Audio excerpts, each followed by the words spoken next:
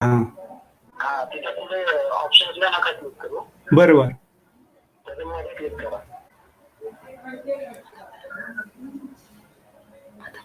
बघा दिसतंय. आता आहे का तसं? हा, करू का कंटिन्यू? आता त्या बॉक्सेस मध्ये सगळ्यात राईट साईडचा बॉक्स सिलेक्ट करा. हा हा, केला. हा, आता स्टार्ट करायचं. कुठपासून सुरू करायचंय? हॅलो, लायब्ररी वरून करा. लायब्ररी. हा, हे ग्रंथपालांना सतावणारी समस्या दुसरी ही झाली होती ना?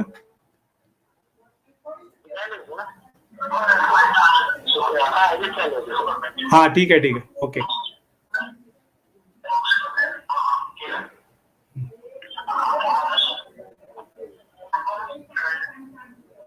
तर ग्रंथपालांना सतावणारी ही समस्या आहे.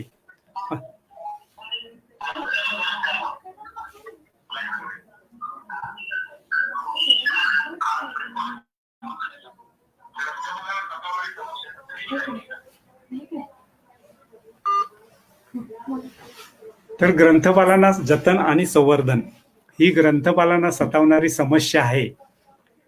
तर कशी समस्या आहे? तर हे इथं 5 मुद्दे जे दिलेले आहेत त्याच्या आधारे आपण ती समस्या कशी आहे ते पाहणार आहोत. तर त्याच्यामध्ये पहिला जो मुद्दा आहे तो प्रशिक्षणाची गरज, दुसरा आहे अपुरा पतपुरवठा, तिसरा आहे आपत्ती व्यवस्थापनाचा अभाव, चौथा जो आहे तो जतन व संवर्धन धोरण, आणि पाचवा आहे तो नोकरशाहीचा दबाव. आता प्रशिक्षणाची गरज. आता विद्यापीठ ग्रंथालयाचा विचार करताना आपण पाहिलं असेल की बऱ्याच ठिकाणी विद्यापीठ ग्रंथालयामध्ये स्वतंत्र एक बांधणी विभाग असतो.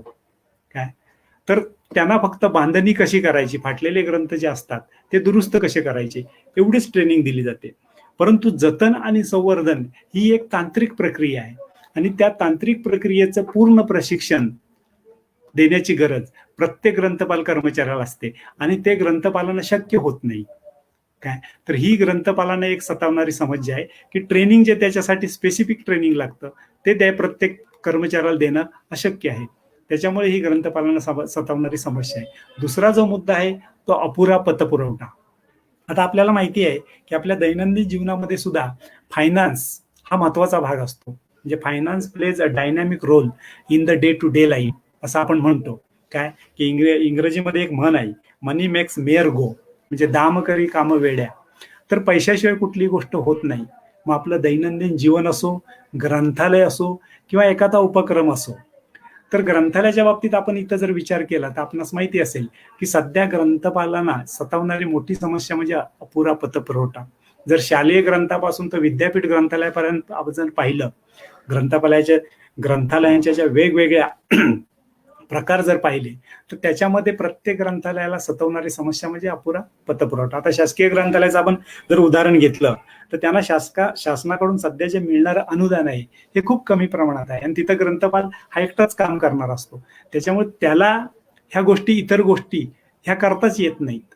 काय तर अपुरा पतपुरवठा ही जतन आणि संवर्धन याच्यामधली एक मोठी समस्या आहे. तिसरा जो मुद्दा आहे तो आपत्ती व्यवस्थापनाचा अभाव, the lack of disaster management.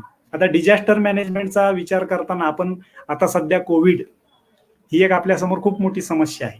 आता ही समस्या निर्माण कशी झाली किंवा ती कंट्रोलमध्ये आपल्याला का आणता आली नाही, तर ह्याच्यामध्ये आपत्ती व्यवस्थापन, आपली जी आरोग्य व्यवस्था आपण पाहतोय ही पूर्ण कोलमडलेली आहे. कशामुळे कोलमडली, तर इथं आपत्ती व्यवस्थापन जे डिझास्टर मॅनेजमेंट जी पॉलिसी आहे ही आपल्याकडे स्ट्रॉंग नाही. काय आपल्याकडे पॉलिसीज म्हणजे कायदे केले जातात परंतु त्याची अंमलबजावणी योग्य प्रमाणे होत नाही.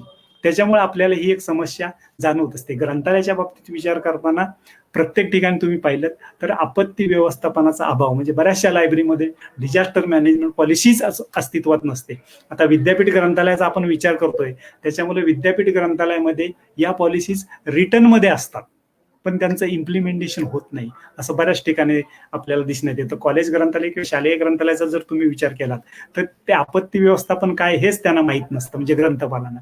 तर ही एक ग्रंथपालांसमोर मोठी समस्या आहे. पुढचं जे आहे ते जतन व संवर्धन धोरण. आता जतन संवर्धन धोरण म्हणजे कन्झर्वेशन प्रिझर्वेशन पॉलिसी. काय, तर ही पॉलिसी प्रत्येक ग्रंथालयामध्ये रिटर्न पॉलिसी असली पाहिजे. पण बऱ्याचशा ठिकाणी आपल्याला ही पॉलिसी दिसत नाही. आणि जर पॉलिसी तयार असेल तर त्याच्यामध्ये काय माहिती आहे का, की जे तांत्रिक लोक त्याच्यामध्ये असायला पाहिजे किंवा सल्लागार लोक जे असायला पाहिजे, तर ते त्यांचा अभाव दिसतो. काय, त्याच्यामुळे ही ग्रंथपालांना सतावणारी एक समस्या आहे. कारण याच्यामध्ये ग्रंथपालाची भूमिका महत्वाची असते, परंतु ग्रंथपालाला सगळ्याच गोष्टीचं ज्ञान प्राप्त होत नाही. काय, किंवा सगळ्याच गोष्टी त्याला करणं शक्य नसतं. त्याच्यामुळे जतन आणि संवर्धन धोरण ही एक खूप मोठी म्हणजे ग्रंथपालांना सतावणारी एक समस्या आहे. कारण हे धोरण हे लिखित प्रमाणात बऱ्याचशा लायब्ररीमध्ये रिटर्न पॉलिसी ही नसते. पुढचा जो मुद्दा आहे तो नोकरशाहीचा दबाव, म्हणजे ब्युरोक्रॅटिक प्रेशर. आपण जर पाहिलं तर आपल्याकडे सगळीकडेच ब्युरोक्रॅटिक प्रेशरचा आपल्याला अनुभव येत असतो. आपल्या दैनंदिन जीवनामध्ये जरी आपण पाहिलं काय, तरी बऱ्याच ठिकाणी आपल्याला नोकरशाहीचा दबाव हा दिसतोच आहे. आज कुठलंही तुम्ही उदाहरण घ्या, कोविडचं उदाहरण जरी घेतलं काय, तरी बऱ्याचशा समस्या तिथं नोकरशाहीच्या दबावामुळं काय, की लोकांना बऱ्याचशा ज्या गोष्टी पाहिजे असतात त्या मिळत नाहीत किंवा कुठलीही गोष्ट हे होत नाही. तर नोकरशाहीचा दबाव हा सुद्धा त्याच्यातला एक महत्वाचा भाग आहे. म्हणजे ग्रंथपालाने ही सतावणारी समस्या आहे. कशी, तर कारण काय माहितीये की ग्रंथपाल हा फक्त ग्रंथालयासाठी मर्यादित असतो आणि त्याची जी काही ध्येय धोरणं असतात ती मॅनेजमेंट पर्यंत त्याला पोहोचवण्यासाठी बराच आटापिटा करावा लागतो. काय, आणि प्रत्येक धोरण त्याची मॅनेजमेंट अंमलात आणतच असे नाही. कारण ग्रंथालयाकडे आपल्याकडे पाहण्याचा जो दृष्टिकोन आहे तो थोडासा वेगळा आहे. काय, ही टीका नसून म्हणजे बऱ्याच ठिकाणी आपल्याला हा अनुभव येत असतो. तर अशा प्रकारे जतन आणि संवर्धन ही ग्रंथपालांना सतावणारी समस्या आहे, हे असं आपण या मुद्द्यांच्या आधारे आपल्याला लक्षात येईल. आता पुढचा जो भाग आहे तो वाचन साहित्याचे ऱ्हास किंवा हानी करणारे घटक. आता वाचन साहित्याचा ऱ्हास आणि हानी करणारे घटक, आता ग्रंथालय शास्त्रामध्ये आम्ही त्यांना म्हणतो ग्रंथांचे शत्रू. तर हे जे घटक दिलेले आहेत हे आपण फक्त ग्रंथालयांच्या बाबतीतच नाही तर इतर कुठल्याही जिथं हेरिटेज मॅनेजमेंट हा विषय येतो तर त्या विषयामध्ये हे जे इथं घटक दिलेले आहेत हे तिथं म्हणजे त्या ठिकाणी लागू होतात. तर याच्यामध्ये 5 घटक दिलेले आहेत. पहिला जो घटक आहे तो भौतिक घटक म्हणजे फिजिकल फॅक्टर. काय, याच्यामध्ये काय येतं तर वातावरण, प्रकाश, उष्णता, आर्द्रता, धूळ, पाणी इत्यादी हे सगळे ग्रंथांचे शत्रू मानले जातात. काय, आता भौतिक घटकामध्ये कसं आहे माहिती आहे का, की आपल्याला माहिती असतं की जास्त प्रकाश जरी असेल तरी ग्रंथांना त्याचा हे होतो. उष्णता तर आहेच आहे. दमट वातावरणामध्ये ग्रंथांची पानं एकमेकाला चिटकतात, त्याच्यामुळे ग्रंथ ते वाचता येत नाहीत. म्हणजे धूळ तर आहेच. धूळ म्हणजे धुळीमुळे ग्रंथ खराब होतात. पाणी जर आपल्या याच्या पुस्तकावरती पडलं तर त्याच्यापासून पण, आता हे काय या ज्या गोष्टी आहेत त्या, तर ग्रंथालय शास्त्रामध्ये याला ग्रंथांचे शत्रू म्हणतात. आता ह्या आपल्या सर्वांना ह्या परिचित आहेत गोष्टी की याच्यामुळे भौतिक घटकामुळे ग्रंथांचं नुकसान कसं होतं. काय, आता फक्त ग्रंथांचाच विचार नाही काय की आपण करायचा, तर इतर गोष्टींचा, आपल्याकडे एखादी वस्तू असेल काय आणि ती आपल्याला जतन करायची असेल तर त्या वस्तूवर सुद्धा या घटकांचा म्हणजे परिणाम होता. उदाहरणार्थ आपल्या घरातली भांडी जरी आपण पाहिली तरी त्याच्यावरती उष्णता, प्रकाश, धूळ याचा परिणाम होत असतो. तर हे जे भौतिक घटक आहेत तर हे ग्रंथांचे शत्रू मानले जातात की याच्यापासून ग्रंथांना वाचवण्याचं काम ग्रंथपालाचं असतं. दुसरा जो भाग आहे तो जैविक घटक म्हणजे बायोलॉजिकल फॅक्टर्स.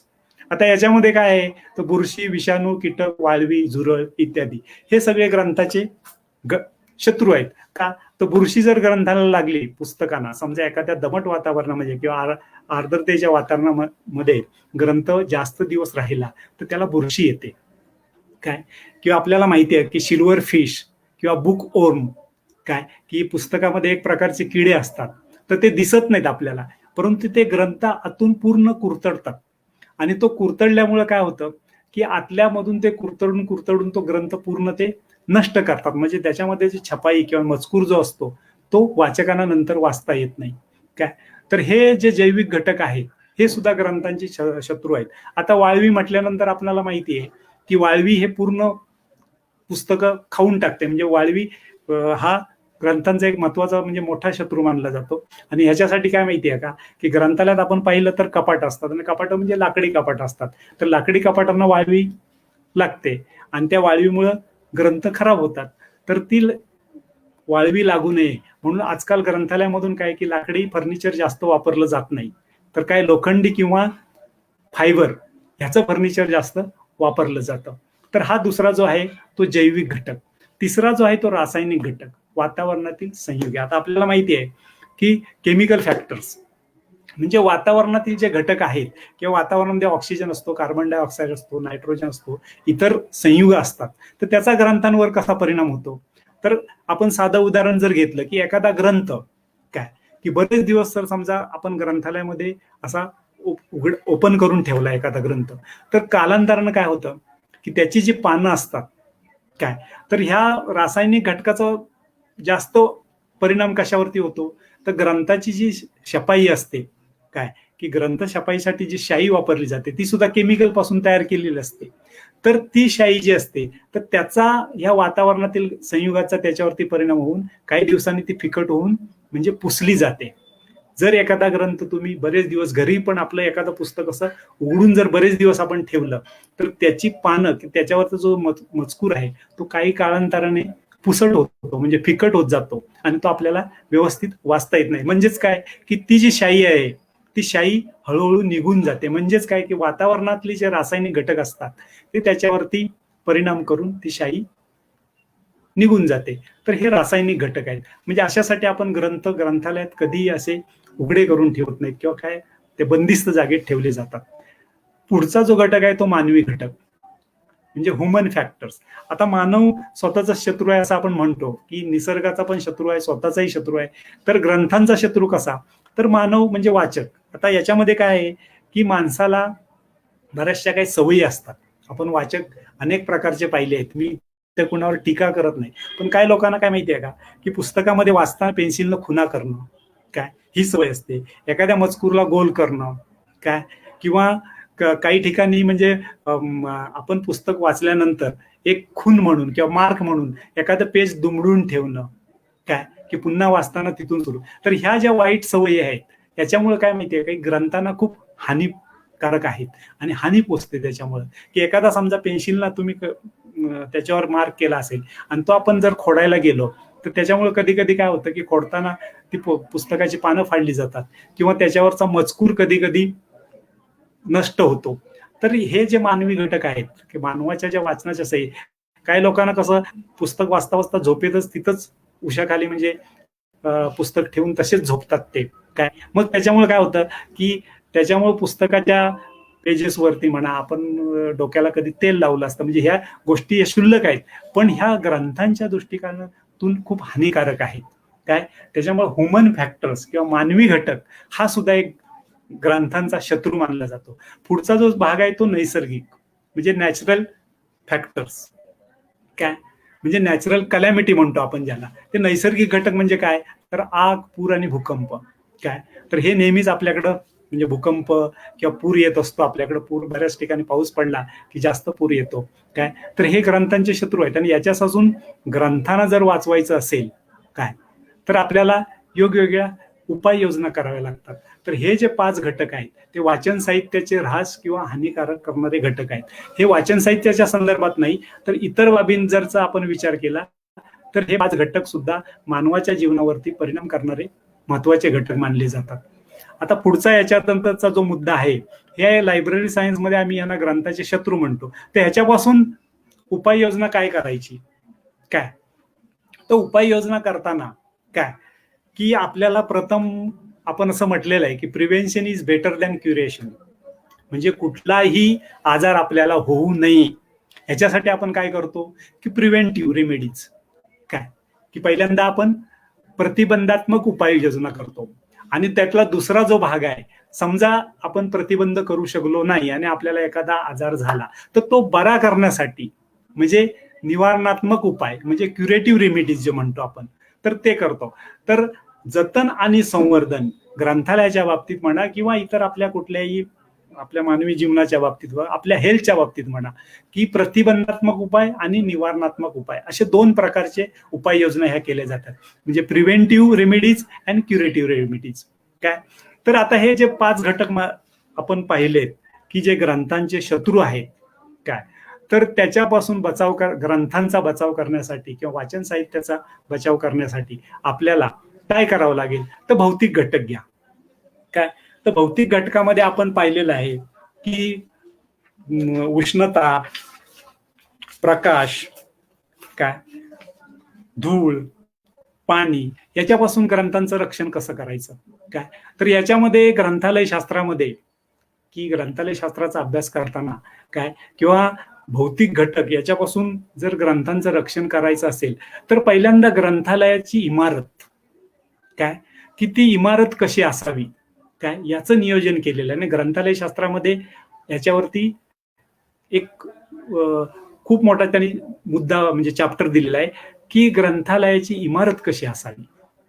तर भौतिक घटक जे आहेत काय की हे जे ग्रंथांचे शत्रू आहेत प्रकाश, उष्णता, आर्द्रता, धूळ आणि पाणी याच्यापासून संरक्षण करताना ग्रंथालयाची इमारत कशी असावी याचा विचार त्यांनी सांगितलेला आहे. की ग्रंथालयाची इमारत ही म्हणजे ग्रंथ ठेवण्याची जागा म्हणा किंवा ग्रंथालयात हवा खेळती राहावी याच्यासाठी केलेल्या खिडक्यांची योजना म्हणा, ह्या सगळ्या गोष्टी काय की त्याच्यामध्ये ज्या ग्रंथालय शास्त्रामध्ये जे सांगितलेलं आहे त्याप्रमाणे त्याची योजना करावी. म्हणजे कसं की ग्रंथांची कपाट असतील तर खिडकीच्या जवळ ग्रंथांची कपाटं ठेवू नयेत किंवा खिडकीपासून बऱ्याचशा अंतरावर ठेवावे. समजा उद्या पाऊस आला तर पावसाचं पाणी ते खिडकीतून आत येऊन त्या ग्रंथांना त्याच्यापासून हानी पोचू नये. तर ह्याच्यासाठी ते किती अंतरावर ठेवले पाहिजेत.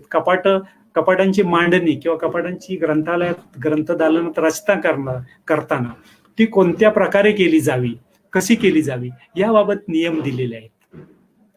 तर भौतिक घटकापासून जर आपल्याला ग्रंथांचं किंवा वाचन साहित्याचे होणारा जो ऱ्हास किंवा हानी ही जर त्याच्यावरती उपाययोजना जर करायची असेल तर ग्रंथालयात प्रकाश हा किंवा हवा खेळती राहिली पाहिजे याचाही विचार करून त्याचा ग्रंथांवरती परिणाम होता कामा नये याचाही उपयोग म्हणजे विचार केला पाहिजे. आता इथं एक मला सांगावं असं वाटेल की ग्रंथालयामध्ये हस्तलिखित असतात काय पोत्या असतात. तर हस्तलिखित आपण काही ठिकाणी जर ग्रंथालयात आपण कधी गेला असतात पाहिलं असेल तर ती जी हस्तलिखित असतात तर ती दोन्ही साईडला त्याला म्हणजे पुट्टा लावून मध्ये ती बांधलेली असतात आणि त्याच्यावरती लाल रंगाचं कापड गुंडाळलं जातं म्हणजे लाल रंगामध्ये ती बांधली जातात. तर याचं कारण काय माहिती आहे का की जो सूर्यप्रकाश पडतो तर त्याचं लाल कापड म्हणजे सूर्यप्रकाश जर त्या लाल कापडावरती पडला तर ते लाल कापड काय की तो सूर्यप्रकाश खेचून घेतं म्हणजे त्याच्यामध्ये हे करतं तर त्या आतमध्ये तो जात नाही काय. त्याच्यामुळे हस्तलिखित ही बांधताना किंवा एखाद्या कपाटामध्ये ठेवताना लाल रुमालामध्ये किंवा लाल कपड्यामध्ये बांधली जातात ती याच्यासाठी की सूर्यप्रकाशाचा त्याच्यावरती परिणाम होऊ नये काय. तर अशा काही ज्या गोष्टी आहेत की भौतिक घटक जे आहेत याच्यापासून जर संरक्षण आपल्याला करायचं असेल तर त्याच्यामध्ये की ग्रंथालयाची इमारत, ग्रंथालयाची रचना, ग्रंथालयामध्ये ग्रंथ ठेवण्याची जागा इत्यादी गोष्टी हा सगळा लायब्ररीने विचार करायचा असतो. दुसरा जो घटक आहे तो जैविक घटक म्हणजे बायोलॉजिकल फॅक्टर्स. आता बायोलॉजिकल फॅक्टर्स म्हणजे काय तर याच्यासाठी आपल्याला काय करायचंय की बायोलॉजिकल फॅक्टर्स याच्यापासून आपल्याला जर हे करायचं असेल तर महत्वाचं म्हणजे काय की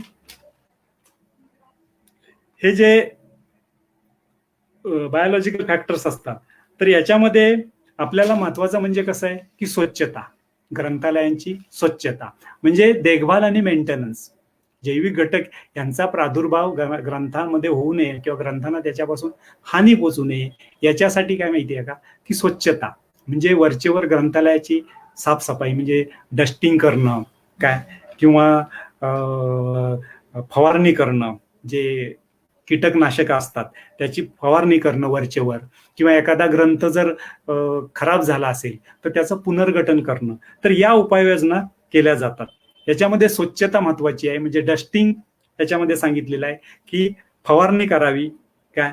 त्याच्यामध्ये मग त्याची जे खराब झालेले ग्रंथ असते तर ते बाजूला काढून काय त्याची दुरुस्ती करून ते पुन्हा संग्रहात ठेवावे, ते तसेच ठेवू नयेत.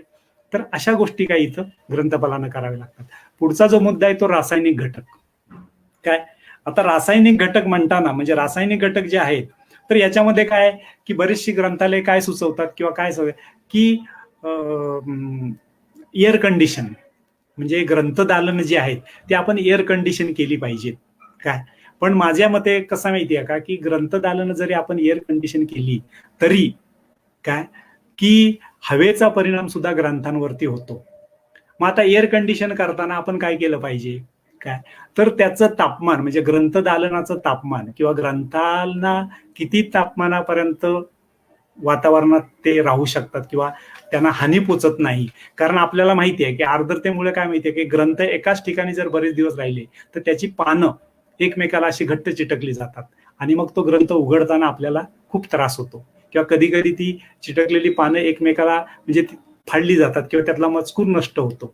तर एअर कंडिशन हा जरी एक उपाय दिसला त्याच्यामध्ये काय की धुळीपासून संरक्षण जर करायचं असेल आपल्याला, केमिकल पासून जर संरक्षण करायचं असेल तर आपण एअर कंडिशन जरी केलं तरी त्याच्यापासून सुद्धा तो धोका असतो. त्याच्यामुळे वातानुकूलित ग्रंथालये ही जरी संकल्पना असली तरी ती त्या प्रमाणात म्हणजे परदेशात तिथलं वातावरण पाहताना त्यांच्याकडे काही गोष्टी त्या ऍप्लिकेबल होऊ शकतात, पण भारतासारख्या आपल्या देशामध्ये काय की वातावरणाचा आपल्या जीवनावर खूप मोठा परिणाम होतो. कारण आपल्याकडे 3 ऋतू असतात काय, तर त्या तिन्ही ऋतूला ऍडजस्ट करून आपल्याला तशी व्यवस्था करावी लागेल. त्याच्यामुळं वातानुकूलित ग्रंथालय ही संकल्पना आपल्याकडे तेवढीशी फारशी उपयुक्त ठरत नाही. पुढचा जो मुद्दा आहे तो मानवी घटक. आता मानवापासून होणारी जी ग्रंथालयांना इजा जी होणारी आहे किंवा ग्रंथालयांना जो हानी पोचते काय, तर त्याच्यासाठी आपण काय करायचं काय, तर त्याच्यासाठी महत्वाचा भाग जो आहे तो म्हणजे काय की ग्रंथालयाचे नियम. काय की ग्रंथालयाचे नियम असतात आणि ते वाचकाला फॉलो कर. म्हणजे काय माहितीये का की जे दुर्मिळ ग्रंथ आहेत काय, ते बऱ्याचशा ग्रंथालयातून आपण तुम्ही पाहिलात तर जी मोठमोठी ग्रंथालय आहेत त्यांच्याकडं म्हणजे साधे ग्रंथ, दुर्मिळ ग्रंथ, संदर्भ ग्रंथ असं विविध प्रकारचं जे वाचन साहित्य आहे, हे वाचन साहित्य वाचकांना घरी दिलं जात नाही. जे दुर्मिळ ग्रंथ आहेत ते फक्त त्यांना ग्रंथालयातच वाचायला दिले जातात.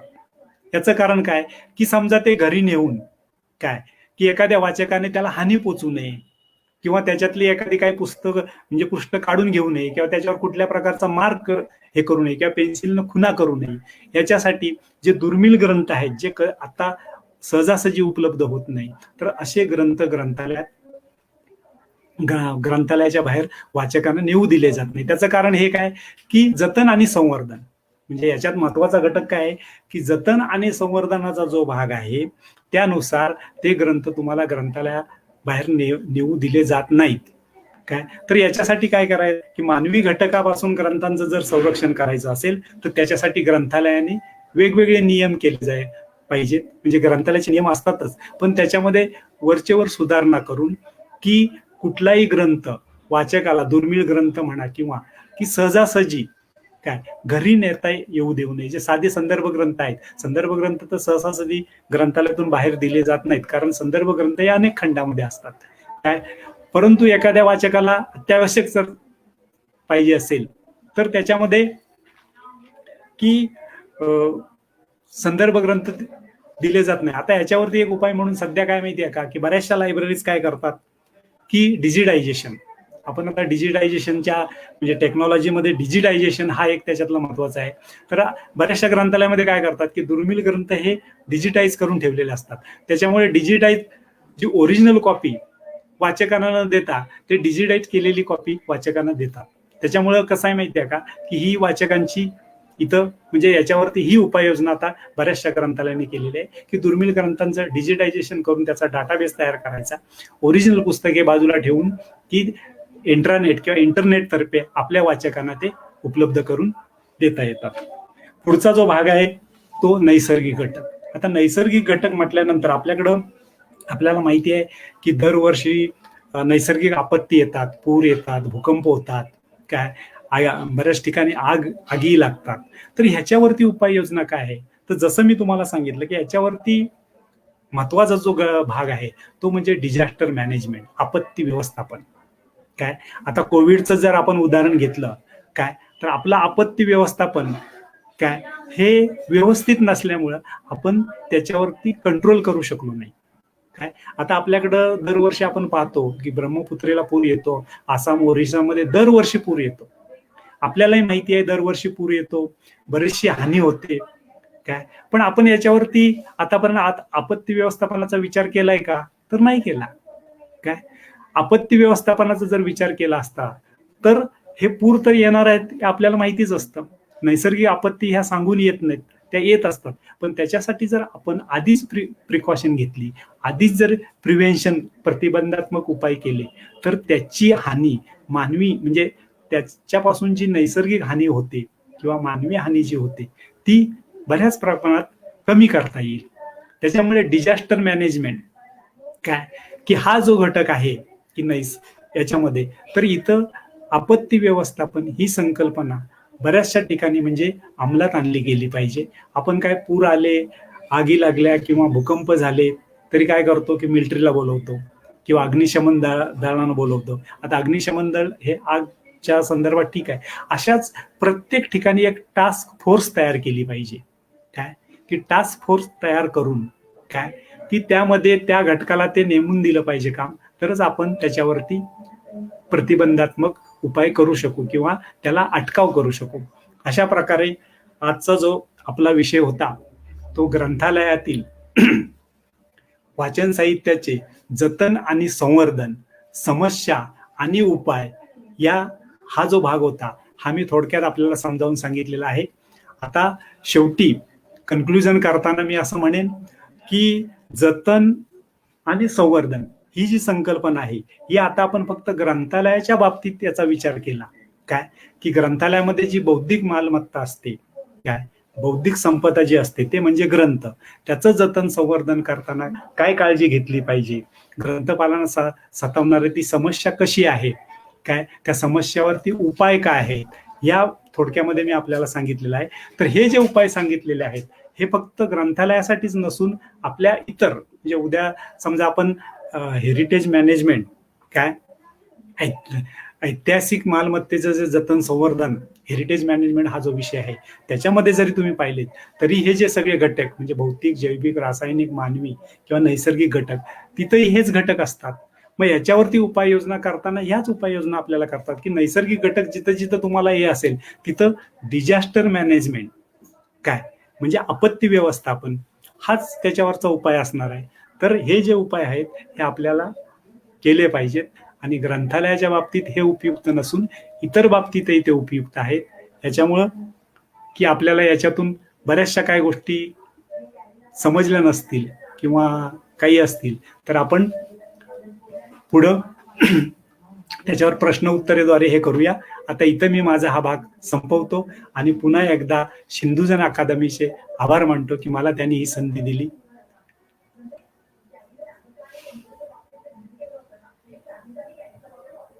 आता आपल्याला काय प्रश्न कुणाला विचारायचे असतील तर आपण विचारू शकता.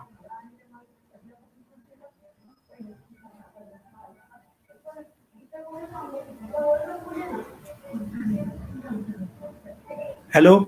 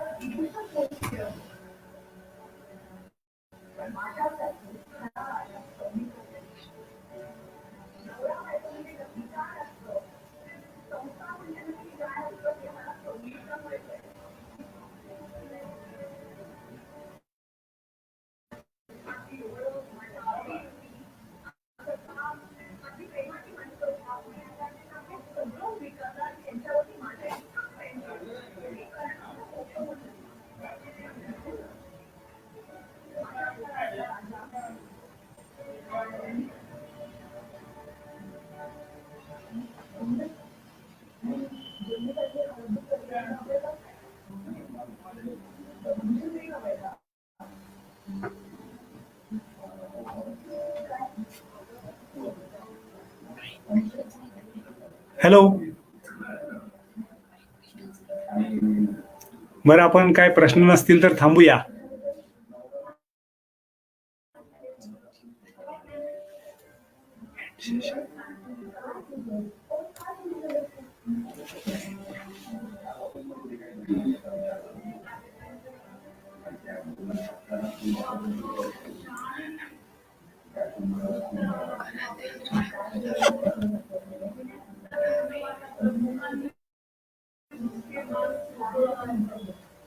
हा, इथे एक यांनी अनुश्री मुंडनवाडी यांनी विचारलेला एक प्रश्न आहे की घरातील जुन्या पुस्तकांचे संवर्धन कसे करावे. आता तुमच्याकडे जर जुनी पुस्तकं असतील घरी, तर तुम्ही घरच्या घरी जर करायचं म्हटलं काय, तर वरच्यावर त्याचं डस्टिंग करावं. ते तर आपण करतोच. जी फाटलेली पुस्तकं असतील काय, आणि जी बांधणी करता येण्याजोगी असतील काय, आता बांधणीचे अनेक प्रकार आहेत. तुम्ही कुठेही बाजारामध्ये गेलात तर बांधणीचे म्हणजे साधं पुस्तक जर असेल तर तुम्हाला साधी प्रकारची बांधणी करून मिळते. पण एखाद्या पुस्तकाची पानं जीर्ण झालेली असतील काय, आणि त्याला तुम्ही बांधणी करायची, त्याला बटर पेस्टिंग म्हणतात काय. तर तो एक बांधणीचा प्रकार अवलंबता येतो. म्हणजे ती पानं दोन्ही साईडनं तो बटरला पेपर लावून ते पान पुनरुज्जीत केलं जातं, जे फाटलेली पानं असतात ते, आणि तो ग्रंथ बांधणी करून त्याचं आयुष्य पूर्ण वाढवलं जातं. तर जी जुनी पुस्तकं आहेत ज्याचा दुर्मिळ म्हणजे कागद दुर्मिळ आहे की जो आपल्याला हे करता येत नाही, तर अशी पुस्तकं आपल्याला घरच्या घरी म्हणजे बाइंडर करून बांधणी करता येतात. डस्टिंग त्याच्यामध्ये आहे. वरचेवर समजा तुम्ही कपाटात पुस्तकं ठेवली असतील तर आपल्याला माहिती आहे की पूर्वी आपण डांबराच्या गोळ्या ठेवत होतो. आता बरीचशी बाजारामध्ये नवीन नवीन फ्युमिगेशनची आणि पेस्टिसाइड औषधं आलेली आहेत काय, तर त्याचाही वापर करून तुम्ही ती हे करू शकता. आणि पुस्तकं शक्यतो काय की बंद कपाटात, आपण घरी पुस्तकं असतो तर जुनी पुस्तकं आपण घरी काय एकदा कपाटात ठेवली की परत काढत नाही, तर ती वरचेवर काढून साफ करावी.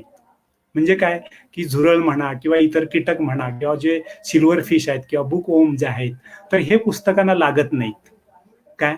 आणि पुस्तकं जुनी असतील तर त्याला प्रथम आपण काय करायचं की कव्हर घालून ठेवायचं. हे तर आपण करतो. तर घरी हे साध्य करण्यासारखे उपाय आहेत. आणि खूपच फाटलेली पुस्तकं असतील तर बांधणी करून घ्यावी.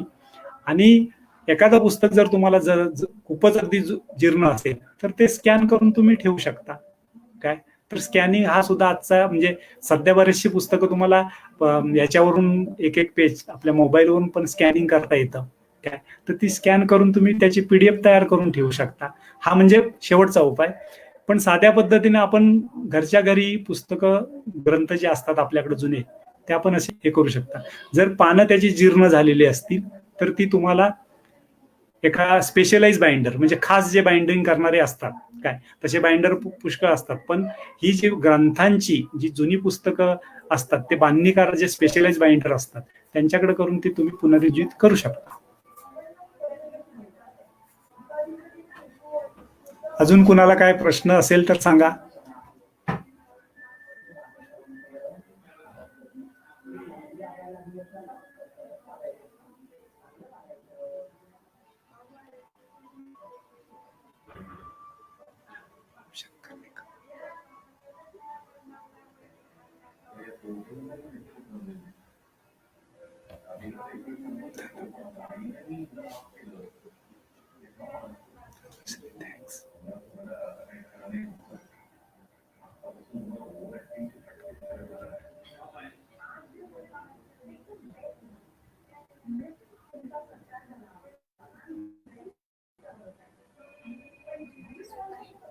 अजून काय आहे, कुणाला काय प्रश्न विचारायचे असतील तर.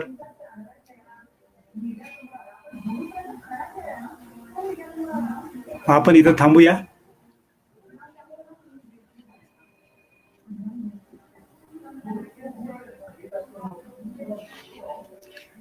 धन्यवाद.